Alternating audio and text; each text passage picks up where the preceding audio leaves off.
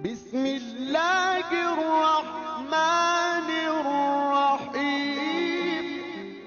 Bismillahirrahmanirrahim. Bismillahirrahmanirrahim. Assalamualaikum warahmatullahi wabarakatuh. Alhamdulillah wassalatu wassalamu ala rasulillah wa ala alihi wa sahbihi wa mawalah wa la hawla wa la quwata illa billahi wa ba'du. Qala Allah azza wa jal, ya ayyuhalladzina amanu taqullaha haqqa tuqatih wa la tamutunna illa wa antum muslimun.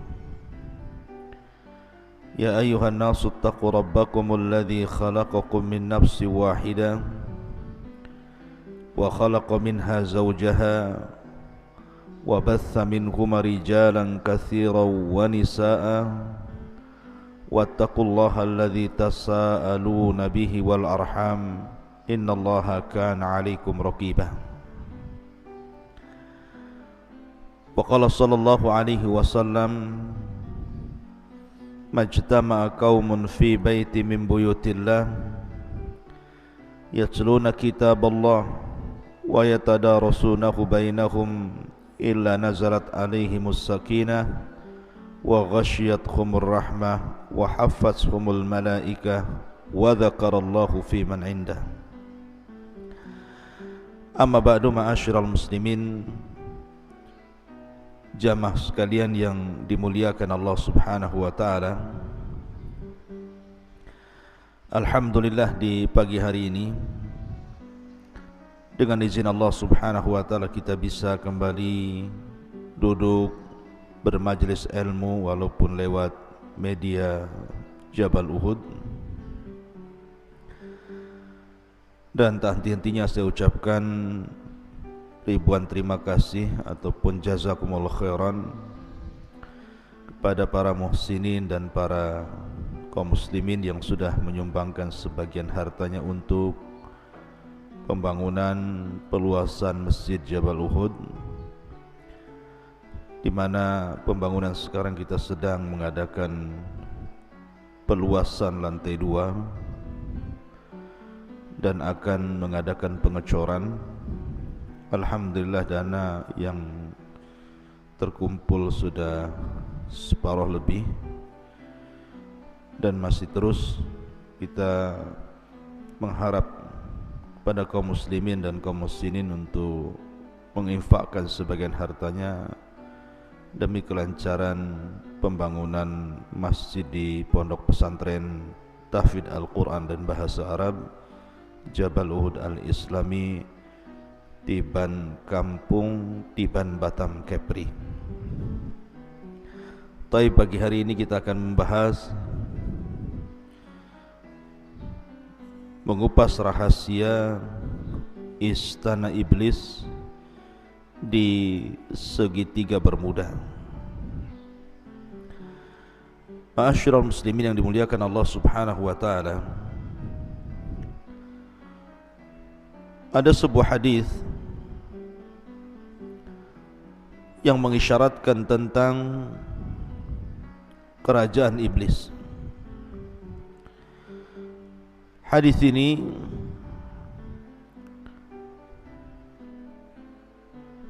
dikeluarkan oleh para ulama hadis, di antaranya Imam Muslim meriwayatkan dari hadis Abdullah ibn Umar radhiyallahu anhuma tentang cerita yang sangat masyhur di zaman Nabi sallallahu alaihi wasallam, yakni cerita tentang Ibnu Sayyad. Jadi Ibnu Umar radhiyallahu anhuma suatu ketika bercerita tentang ayahnya Umar bin Khattab radhiyallahu an, yang berangkat bersama Nabi sallallahu alaihi wasallam hendak mengecek keberadaan Ibnu Sayyad yang habar sampai kepada Rasul dan para sahabatnya, ciri-cirinya persis seperti Dajjal. Maka berangkatlah Umar dan juga Rasul dan sahabat yang lainnya untuk mengintip-ngintip Ibnu Sayyad. Sampai-sampai Nabi SAW harus mengintai dari satu pohon ke pohon berikutnya tentang Ibnu Sayyad ini. Sampai akhirnya ketika berhadapan Rasul dan Ibnu Sayyad, anak kecil turunan Yahudi ini, Nabi SAW mengatakan, "Tashhadu anni Rasulullah, maukah kau bersaksi bahwa aku adalah utusan Allah?" Maka Ibnu Sayyad pun memandang kepada Nabi SAW dan mengatakan, "Ashhadu annaka Rasulul Ummiyin." Aku bersaksi bahwa engkau adalah utusan kepada orang-orang yang buta huruf. Tiba-tiba Ibnu Sayyad membalik pertanyaan, "Atashhadu anni Rasulullah?" Apakah engkau juga mau bersaksi saya ini utusan Allah? Maka Nabi SAW terkejut dan mengatakan, "Amantu billahi wa bi rasulih." Aku hanya beriman kepada Allah dan Rasulnya. Kemudian Nabi SAW bertanya, "Ma tara? Ya Ibn Sayyad, ma tara?" Wahai Ibnu Sayyad, apa yang kau lihat? Karena Nabi SAW melihat bahwa Ibnu Sayyad ini berkomat-kamit. Tiba-tiba kemudian Ibnu Sayyad mengatakan, "Ara arshan alal mah." Aku melihat ada singgasana di atas air. Maka Nabi SAW menjawab, "Dzaka arsyu iblis alal bahri." Itulah singgasana iblis yang ada di atas lautan. Kemudian Rasul SAW mengatakan lagi, "Wa ma tara?" Dan apa yang kau lihat lagi wahai Ibnu Sayyad? Maka Ibnu Sayyad mengatakan, "Ara sadiqina wa kadzaban." Aku melihat banyak orang-orang yang jujur dan para pendusta. Maka Nabi SAW kemudian tidak melayani dan meninggalkannya. Dalam riwayat Nabi SAW ketika itu bertanya soal kalimat yang disimpan di hatinya dan mengatakan, "Inni khabba'tu laka khab'an." Sungguhnya aku menyembunyikan beberapa kalimat dalam hatiku, coba tebak. Maka Ibnu Sayyad mengatakan, "Duh." Maka Nabi SAW langsung mengatakan, "Ikhsa falan ta'dua qatrak." Kata Rasul, celaka engkau tidak mungkin melalui atau melampaui batas dari takdirmu. Maka Umar bin Khattab radhiyallahu an marah, mencabut pedangnya dan mengatakan, "Da'ni ya Rasul adrib unuqah." Rasul, serahkan anak ini kepada aku, kupenggal lehernya. Maka Nabi SAW mengatakan, "Iyakunhu fala tusallat alaihi wa illam yakunhu fala khaira laka fi qatli." Kalau memang dia Dajjal wahai Umar, kau tidak akan sanggup membunuhnya. Tapi kalau dia bukan Dajjal, tidak ada kebaikan dalam membunuhnya. Tinggalkan dia. Syahidnya dalam riwayat ini adalah di mana Nabi SAW ketika bertanya kepada Ibnu Sayyad, "Ma tara?" Apa yang kau lihat dalam terawanganmu wahai Ibnu Sayyad? Maka Ibnu Sayyad mengatakan, sebuah istana di atas air. Maka Nabi SAW mengatakan, "Tara arsya iblis alal bahri." Itu adalah singgasana iblis yang terletak di tengah-tengah lautan. Ma'asyiral muslimin yang dimuliakan Allah Subhanahu wa taala, dari sini kemudian muncul sebuah pendapat dari kalangan mutaakhirin bahwa singgasana iblis itu jangan-jangan berada di segitiga Bermuda. sebuah laut Atlantik yang ma'ruf gitu ya, dan juga benua Amerika dan benua Afrika, dan segitiga Bermuda ini ceritanya sampai kepada kita bagaimana kapal banyak yang hilang, pesawat banyak yang jatuh, dan hampir-hampir tidak bisa diteliti bangkai kapal dan pesawatnya, dan para awaknya hampir-hampir tidak ada yang selamat dan semua mati. Ma'asyiral muslimin yang dimuliakan Allah Subhanahu wa taala, sampai-sampai orang menyebut segitiga Bermuda ini laut setan atau laut iblis. Bahkan ada sebuah buku yang berjudul Dajjal akan muncul dari kerajaan jin di segitiga Bermuda, yang dikarang oleh Syekh Muhammad Isa Daud dari Mesir, bahwa kawasan Bermuda adalah kawasan jin. Dari situlah akan muncul Dajjal. Jika benar dakwahan buku itu, tentu tidak akan aneh apa yang disabdakan Nabi SAW, bahwa banyak peristiwa dan kejadian yang menakutkan di segitiga Bermuda itu. Tetapi masalahnya buku ini bermasalah karena pengarangnya Muhammad Isa Daud ini terlampau percaya kepada jin muslim ini, yang jelaskan dalam buku beliau ini bahwa Dajjal akan keluar dari situ. Tentu pernyataan ini juga akan menyelisih hadis Nabi SAW bahwa Dajjal itu akan keluar di bumi sebelah timur. Kemudian Nabi SAW menyebutnya Khurasan. Khurasan itu di mana? Di Iran. Artinya hadis Nabi SAW menjelaskan bahwa kemunculan Dajjal itu di Khurasan, bukan di segitiga Bermuda. Tapi Muhammad Isa Daud ketika berdialog dengan jin, kemudian jin ini menjelaskan bahwa Dajjal akan muncul di kerajaan di segitiga Bermuda, tentu akan menyelisih hadis Nabi SAW. Intinya bahwa berkembang opini-opini di masyarakat bahwa jangan-jangan istana iblis itu ada di segitiga Bermuda tadi,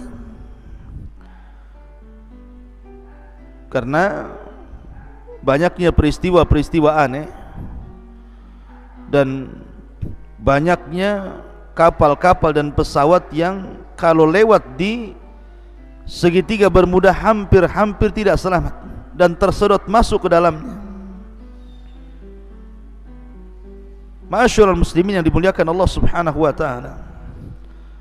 Tapi bagaimana menurut pandangan Islam tentang istana iblis ini? Betulkah berada di segitiga Bermuda sebagaimana prasangka sebagian orang?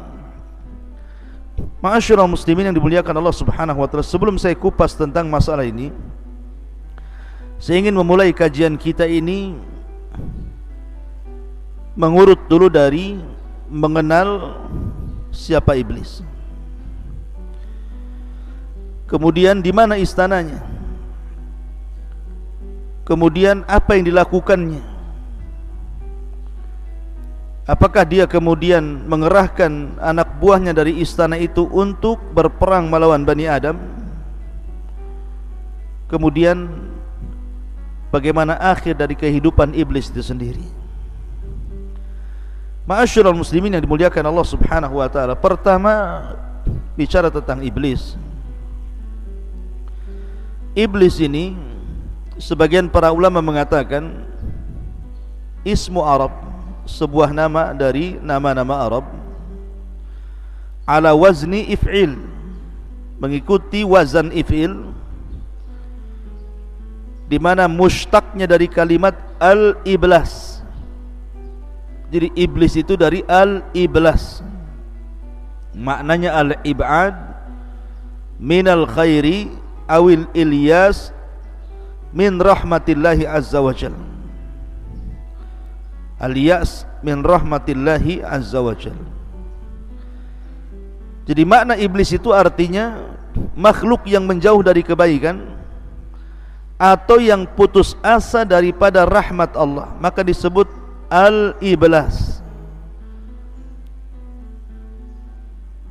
Dan makhluk yang disebut iblis, walaupun sekali lagi bahwa ada sebagian ulama mengatakan bahwa iblis itu nama a'jam. Kemudian kalau kita melihat Al-Quran, maka lafaz iblis dan syaitan itu diletakkan di beberapa ayat dalam Al-Quran. Bahkan lafaz iblis sendiri dalam Al-Quran itu diulang sampai 11 kali, dan semuanya mufrad, tidak ada yang jama'. Beda dengan syaitan, ada yang mufrad tunggal, ada yang jama' gitu ya. Yang mufrad sekitar 70 kali terulang-ulang dalam Al-Quran, yang jama' sekitar 18 terulang-ulang dalam Al-Quran. Ma'asyiral muslimin yang dimuliakan Allah Subhanahu wa ta'ala, lalu kenapa disebut iblis? Jadi ketika iblis ini dia mengumumkan bahwa dia sudah putus asa dari rahmat Allah Subhanahu wa ta'ala karena perbuatan dia sendiri. Ketika Allah Subhanahu wa ta'ala memerintahkan dia sujud kepada Adam, kemudian dia enggan, bahkan sombong. Akhirnya kemudian Allah Subhanahu wa ta'ala usir dia dari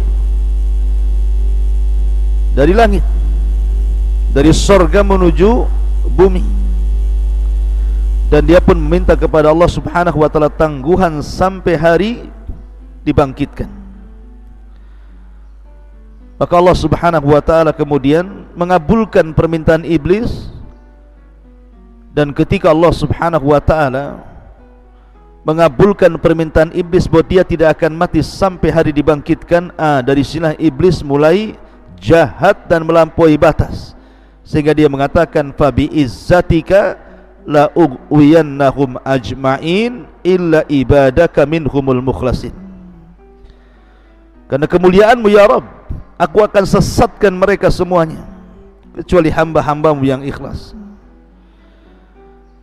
Dan Allah Subhanahu wa ta'ala mengatakan wa inna 'alaika la'nah ila yaumiddin qala rabbi fa'anzirni ila yaumi yub'atsun qala fa innaka minal munzirin ila yaumil waqtil ma'lum. Dan bagimu wahai iblis laknat sampai hari dibangkitkan. Maka iblis mengatakan, ya Rabb, tangguhkanlah diriku sampai hari dibangkitkan manusia. Maka Allah Subhanahu wa ta'ala mengatakan, engkau termasuk orang-orang yang akan dibiarkan hidup sampai hari yang ditentukan. Lah Ibnu Katsir rahimahullahu ta'ala menyebutkan bahwa ketika iblis ini dia putus asa daripada rahmat Allah Subhanahu wa ta'ala sehingga dia diusir dari sorga, maka dari situlah dia semakin jahat. Maka ketika itulah dia disebut iblis, karena dia diambil dari kata ablas, makhluk yang berputus asa dari rahmat Allah Subhanahu wa ta'ala. Lah apakah iblis ini bagian daripada para malaikat ataukah dia bagian daripada bangsa jin? Karena masalahnya ketika Allah Subhanahu wa ta'ala berfirman di dalam Al-Quranul Karim tentang perintah Allah Subhanahu wa ta'ala kepada Adam kepada para malaikat, wa idh qulna lil malaikati isjudu li Adam fasajadu illa iblis. Ketika kami katakan kepada para malaikat, sujudlah kalian kepada Adam, maka mereka sujud kecuali iblis. Ulama mengatakan bahwa mustathna, illa, kecuali atau pengecualian dalam bahasa Arab itu harus bersambung antara lafaz setelah dengan lafaz sebelumnya. Maknanya ketika Allah Subhanahu wa taala perintahkan para malaikat untuk sujud kecuali iblis, iblis itu bukan bangsa lain, tetapi maksud masuk daripada bangsa malaikat. Itu dalam tatanan bahasa Arab seperti itu. Ada mustathna minhu.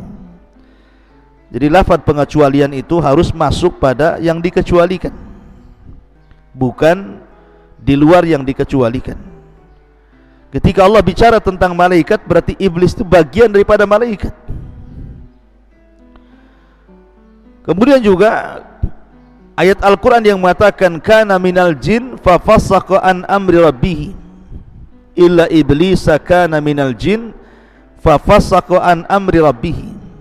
Kecuali iblis adalah bagian daripada jin yang berbuat fasik dari perintah Allah.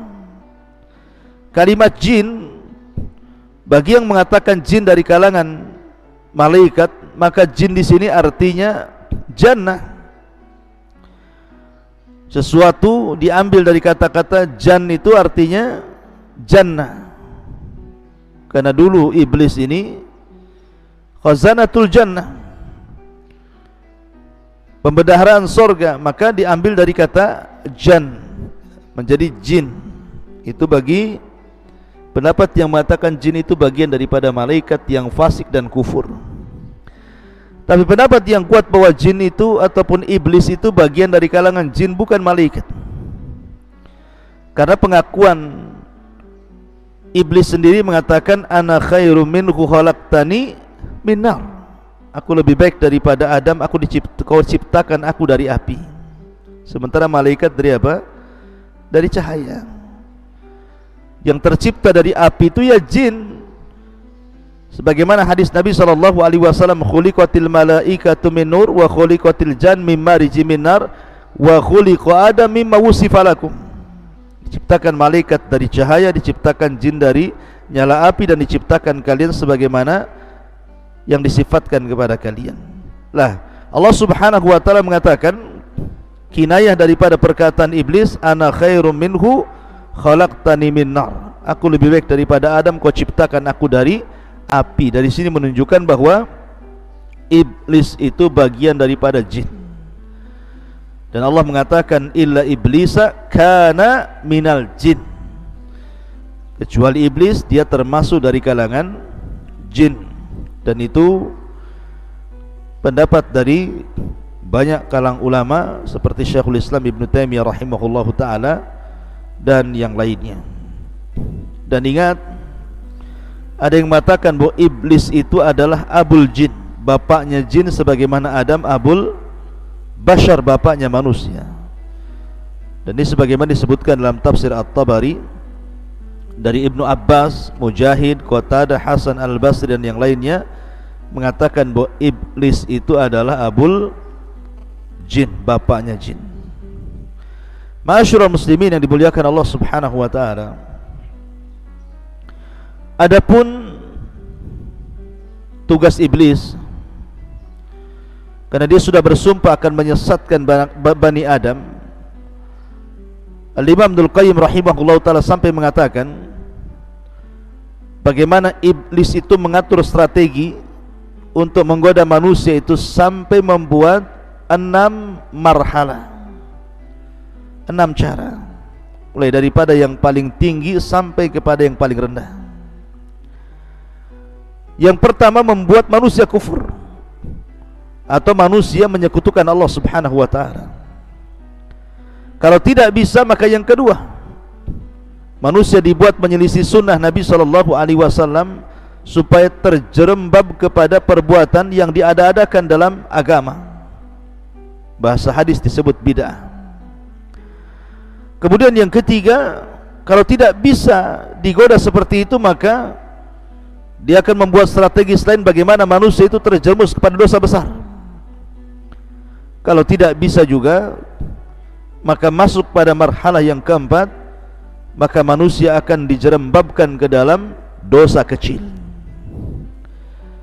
Kalau tidak bisa juga, maka masuk pada marhalah yang kelima, disibukkan dengan perkara-perkara mubah,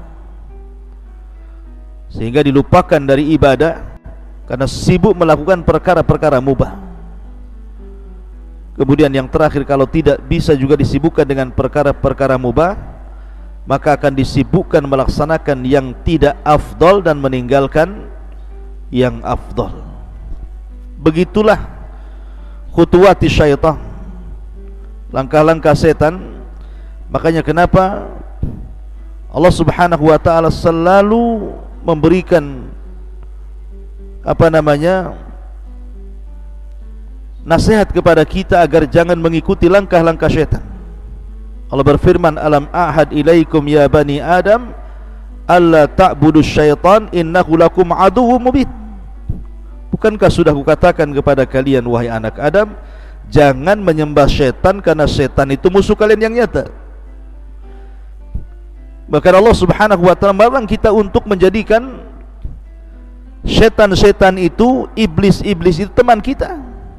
Wa man yattakhidhi syaitan waliyan min dunillah faqad khasira khusranan mubina ya'iduhum wa yumannihim wa ma ya'iduhumus syaitanu illa ghurura. Barang siapa yang mengambil syaitan sebagai temannya dari selain Allah, maka dia telah melakukan kerugian dengan kerugian yang nyata. Syaitan itu hanya menjanjikan dan angan-angan kosong, dan tidaklah janji-janji mereka kecuali dusta belaka. Ma'asyiral muslimin yang dimuliakan Allah Subhanahu wa ta'ala, salah satu strategi syaitan itu adalah di pagi hari, maka syaitan selalu menancapkan singgasananya. Di pagi hari, pagi-pagi buta itu syaitan akan menancapkan singgasananya di tengah lautan. Lah, dan itu diisyaratkan dalam sebuah hadis Nabi SAW. Terdapat dalam Sahih Muslim dari Nabi SAW, dia bersabda, inna iblisa yada'u arsyahu alal ma. Sesungguhnya iblis setiap pagi itu meletakkan singgasananya di atas lautan, supaya dia ingin seolah-olah menandingi arsy Allah Subhanahu wa ta'ala. Ya, tahu arsy Allah Subhanahu wa ta'ala, singgasana Allah Subhanahu wa ta'ala itu berada di atas air kan. Tapi tentu Allah Subhanahu wa ta'ala tidak bersemayam di atas arsy, tidak, dia di atas ketinggian. Ya, karena kalau diartikan bersemayam itu artinya seolah-olah Allah Subhanahu wa ta'ala duduk di atas arsy, tidak. Allah itu jauh daripada makhluknya, dia di atas arsy lagi. Lah karena Allah Subhanahu wa ta'ala meletakkan arsy di atas air, maka iblis pun ingin membuat singgasananya di atas lautan, di atas air, seolah-olah kononnya ini ingin menyamai Allah Subhanahu wa ta'ala ketika meletakkan arsy di atas air. Begitulah sombongnya iblis. Thumma yab'atsu saraya, kemudian mulailah dia mengutus prajurit-prajuritnya, tentara-tentaranya untuk menggoda anak Adam. Fa'adnahum minhu manzilatan a'dhamu fitnatan, maka yang paling dekat kedudukannya dengan iblis adalah yang paling besar fitnahnya. Yaji'u ahaduhum, setelah kemudian iblis di pagi hari mengatur strategisnya, kemudian memerintahkan para tentaranya untuk menggoda anak Adam dimanapun berada. Setelah kemudian satu hari mereka menggoda anak Adam, maka kemudian mereka pun mulai pulang dan melaporkan hasil apa yang mereka lakukan terhadap manusia. Yaji'u ahaduhum fayaqulu fa'altu kadza wa kadza.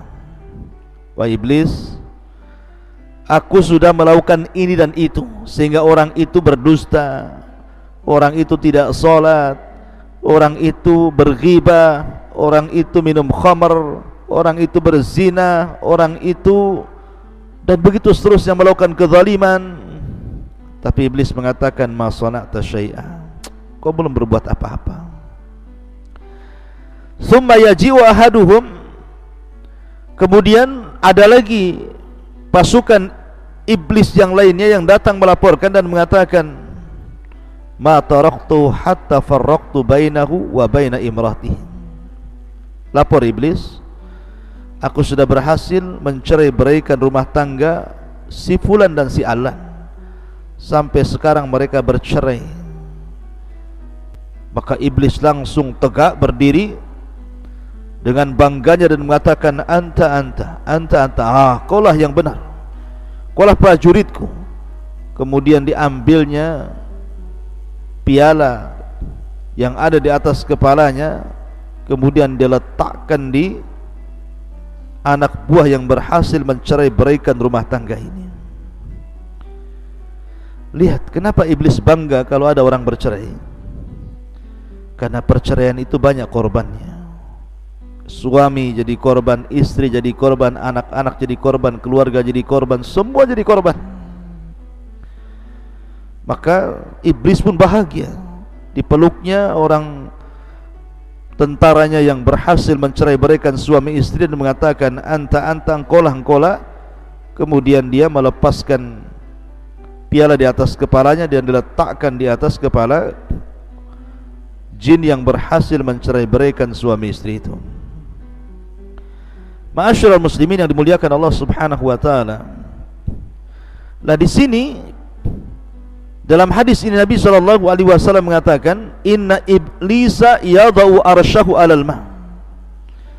Sesungguhnya iblis meletakkan singgasananya di atas air. Lah kalimat di atas air inilah kemudian dalam riwayat Ibnu Sayyad tadi di atas lautan, sehingga memunculkan prediksi ketika kita berbicara tentang segitiga bermuda.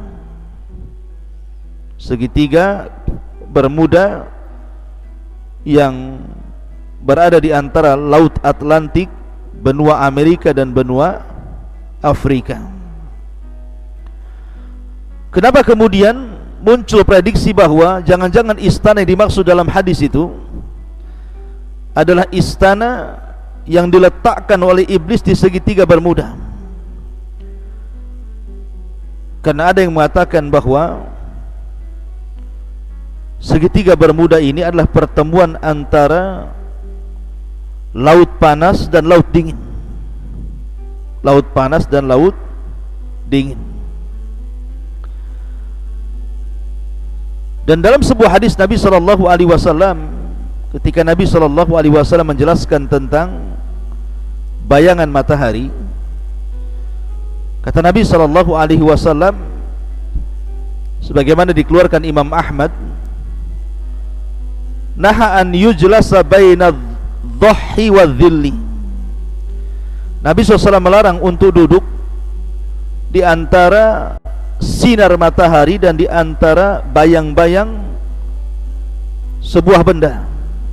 Jadi kalau seandainya ada pohon, kemudian sinar itu matahari menghadap pohon, kemudian di situ ada separuhnya masuk ke bayang-bayang pohon, separuhnya masuk ke cahaya sinar matahari, kemudian seseorang itu tidur di antara bayang-bayang dan juga cahaya matahari, maka Nabi SAW melarang, tidak boleh. Alasannya Nabi SAW mengatakan, karena itu adalah majlisus syaitan, majlisnya syaitan.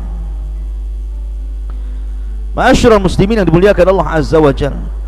Lah dari hadis ini kemudian orang mengkiaskan kepada segitiga bermuda,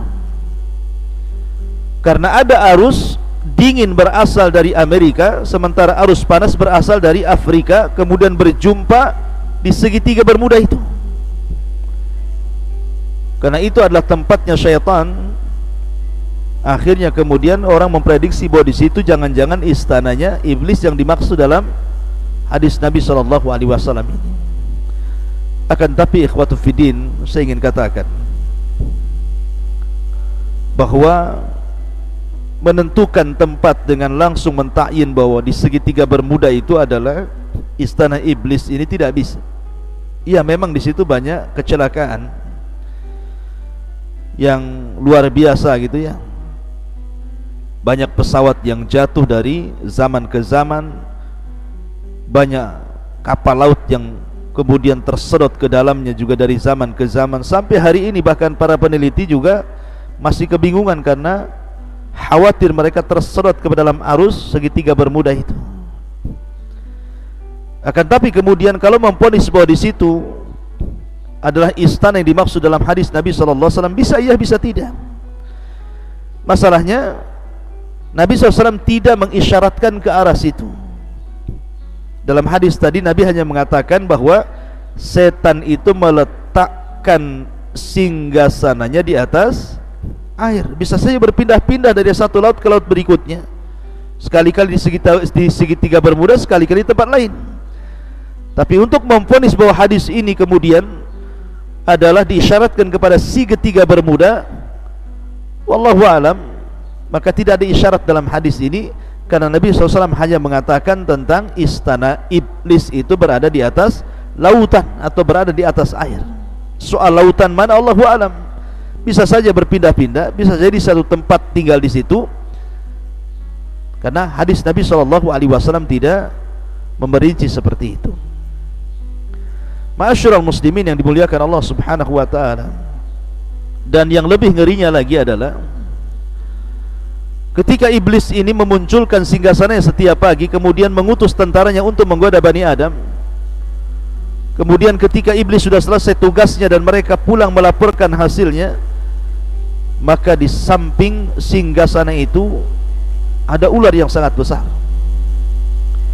Sebagaimana isyarat dalam hadis Ibnu Sayyad yang dikeluarkan oleh Musnad Imam Ahmad, bahwa Ibnu Sayyad mengatakan, ara arsyan alal bahri haulahul hayyat, aku melihat singgasana di atas lautan dan di sekitarnya banyak ular. Ada ular. Kenapa kemudian ular? Kita teringat dengan kisah ketika Adam di sorga. Ada kisah Israiliyat. Ketika iblis sudah dikeluarkan dari sorga, kemudian Adam dimasukkan ke sorga. Iblis kan tidak bisa masuk ke sorga. Akhirnya kemudian dia bekerja sama dengan ular yang keluar masuk ke dalam sorga, dan berhasil dia masuk, dan berhasil pula dia memberikan was-was kepada Adam. Akhirnya Adam dan Hawa makan buah larangan dan terusir pula dari sorga. Lah karena ular ini sudah berjasa memasukkan iblis ke dalam sorga hingga mampu menggoda Adam, makanya sangat dimuliakan ular ini. Jadi setiap kemudian tentaranya datang membawa laporan, maka ular itu ada di sekitar situ dan dimuliakan sama iblis. Makanya Ibnu Sayyad mengatakan, ara arsyan alal bahri haulahul hayyat, aku melihat sebuah singgasana di atas lautan dan dikelilingi dengan ular. Maka Nabi SAW mengatakan, sadaq dzalik, dzalika arsyu iblis. Ya benar, dia benar, tetapi itulah istana iblis. Tapi sebagian para ulama mengatakan bahwa tambahan haulahu hayat dalam hadis yang dikeluarkan dalam Musnad Imam Ahmad ini adalah tidak sabit. Jadi lafaz yang sahih yang sampai kepada Nabi hanyalah kata-kata ara arsyan alal bahri. Berkata Ibnu Sayyad itu, saya melihat singgasana di atas lautan.